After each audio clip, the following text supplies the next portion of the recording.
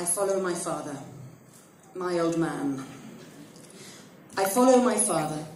I follow my father as he makes his way down the greenhouse, delicately tottering forward, swaying slightly back, swinging his hips sideways, then plunging onward, as if to a deep beat.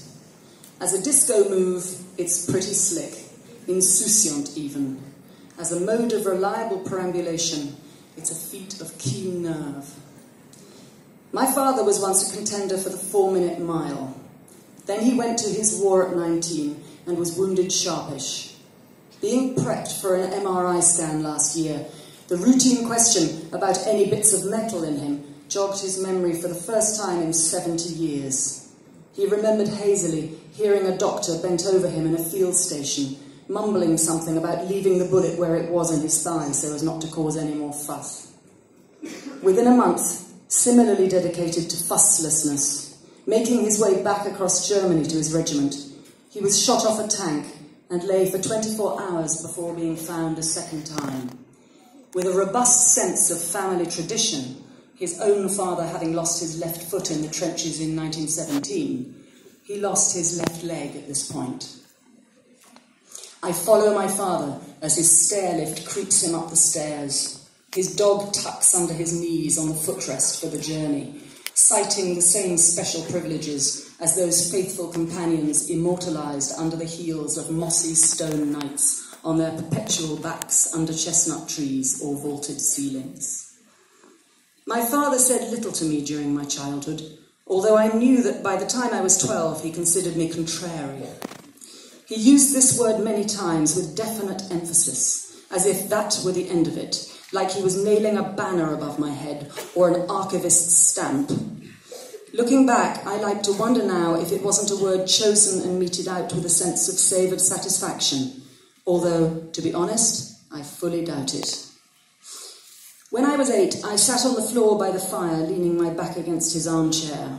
He reached down as he read his paper and absent-mindedly twiddled my ear. I had a small winter rip in the seam of the lobe. As he twisted, a trickle of blood made its way down my neck. I could not speak for the confusions of pain and the incredulous delight that he was showing me, however distractedly, however much he had clearly mistaken me for a spaniel. This affection, this physical familiarity and ownership. I follow my father's buggy with its bouncy cavalier caterpillar tread over the tree roots and around rhododendron dens, as he parlays a running commentary on the particulars of the glories of the May garden wood. I surreptitiously film the back of his head, his conducting arm with its knotted knuckle end. I am careful not to be caught capturing. When I was 10, swinging on the back of my dining room chair one Sunday lunchtime, having told me to desist 3 times, he turned like a twist of lightning and fetched me a spank with the flat blade of the carving knife with such force and precision that there was a pink strip on the thigh south of my summer shorts for a week, and I lost my appetite for roast chicken for a good while longer. My father has soup for lunch every day except Sunday now. Soup and Melba toast. I've been trying to source double-handled soup cups, bouillon bowls, for months. There's now only one left with both ears standing. Does nobody want to drink their soup two-handed anymore? My mother died on a Wednesday morning 3 years ago in her morphine-powered bed in the drawing room, just as he was down the other end of the polished corridor starting on his breakfast. I had opened the curtains after that final night with her. The long labour of her dying was about to fold itself up. When it did, the blessed peace was everywhere.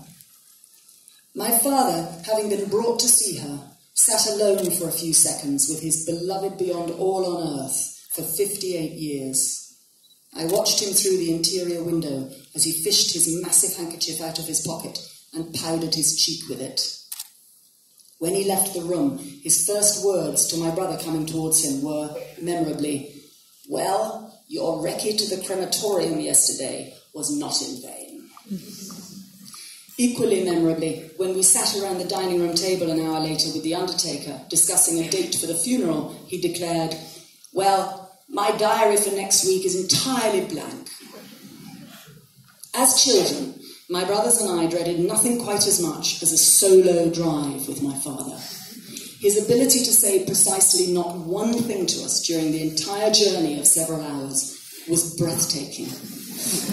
One day, he lobbed over the top of his paper, "Treasure Island," as my brothers and I struggled with a crossword clue. It was the only time he ever participated in this daily pre-lunch ritual of our school holidays, and the solution was right. Last month, watching University Challenge with my children, he called out the same answer, "Treasure Island," after 40 years. Different programme, bingo again. Double bullseye, however widely spaced. My father loves Nana Mouskouri. He loves regimental band music and Morecambe and Wise and trees. He wears exquisitely jewel-coloured cardigans with their elbows frayed like exotic lilies. He is as handsome and upright as a pale tribal shield. He is grand and childlike, transcendent and lost in equal measure. He is 90 now. I bring him his favourite chocolate raisins and hide them in a wooden box by his chair. We never refer to this supply.